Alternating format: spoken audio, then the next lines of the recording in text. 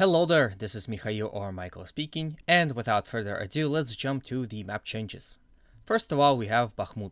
This is the situation of yesterday, and this is the situation of today. As you can see, in the city of Bakhmut itself, nothing had really changed. There are some changes north of Bakhmut, but we will touch them later on. First of all, the Russians are attacking from the south of Bakhmut, in all directions right here, as you can see by the arrows, but judging by no changes on the map, Ukrainians are repelling Russian attacks on this front. As well as Russians are attacking from this direction toward village of Ivanivsky, and in general direction right here to capture hills in this sector.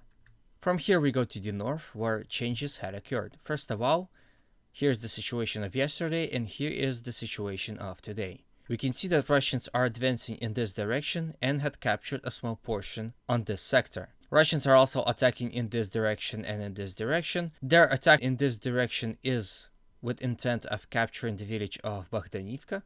As you can see by the change right here, Russians are attacking in the direction of Kreminna-Lyman right here, and as well as in general direction of Orekhovo-Vasiliivka.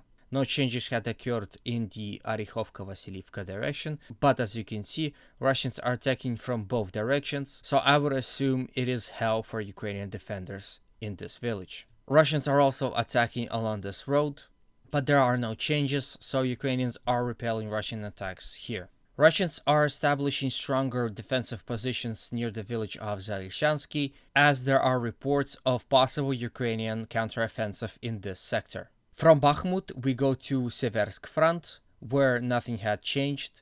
As you can see, the arrows had disappeared, which suggests that Russians had stopped attacking towards village of Avdiivka and Vesely. Both Russians and Ukrainians are not reporting of any attacks, so it would be safe to say that it is true. However, Russians are continuously attacking towards village of Bilokharivka, but again, no changes, which means Russians were repelled on this front. From here we go to Lyman front, where changes actually occurred. So here's the situation of yesterday, and here is the situation today. You can see a slight change occurred on this front. It might not seem a lot, but you have to understand that every single part of this front line is heavily fortified, so battle for this place right here probably took days. It means a lot to the soldiers who have done it. From here we go up, and we see that Russians had captured this portion of the road.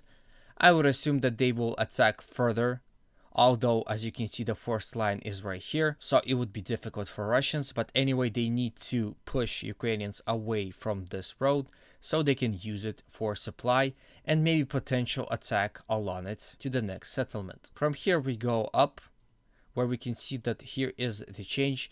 Ukrainians had conducted counter-attack on this sector in the general direction of Chernopopivka in attempt to capture it, but Russians had stopped them and, as we can see now, regained what they had lost and established a strong defensive line along the whole front. Overall, heavy battles are continuing all along this front, as well as artillery duels, but due to sheer amount of Russian artillery, Russians are coming on top. From here we go all the way down, where Avdiivka front lays.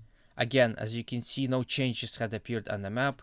Russians continuously attacking from the village Apitny towards Avdiivka, as well as village of Vodyany towards village of Severne and Tonenke, but no changes, so Ukrainians had repelled Russian attacks. As well as Russians are unable to gain any success at Pervomaisky village and Nevelsky village. Overall, the whole Avdiivka front is stable. Russians are heavily fortifying Krasnokharivka and Vesely, as well as attacking towards the village of Kamyanka.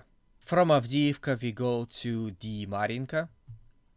As you can see, no changes had appeared, but Russians are attacking all along this front in the attempt to capture the village of Pobeda and flank Ukrainians in Marinka itself. Heavy battles are reported in the Marinka city center. As you can see, basically the Marinka is divided in half, but Ukrainians are standing strong and repelling Russian attacks. From Marinka we go a little bit to the south, where Russians are conducting offensive operation towards Novomykhailivka, but no changes had appeared, so we can say that Ukrainians are successfully stopping Russians at the outskirts of this village. From here, we go to the Vuhledar.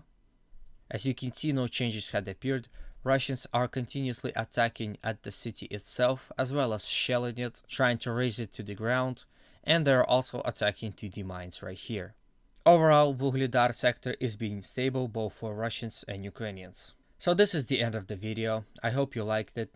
If you do, please consider liking, subscribing, and commenting. If you have already done so, thank you very much.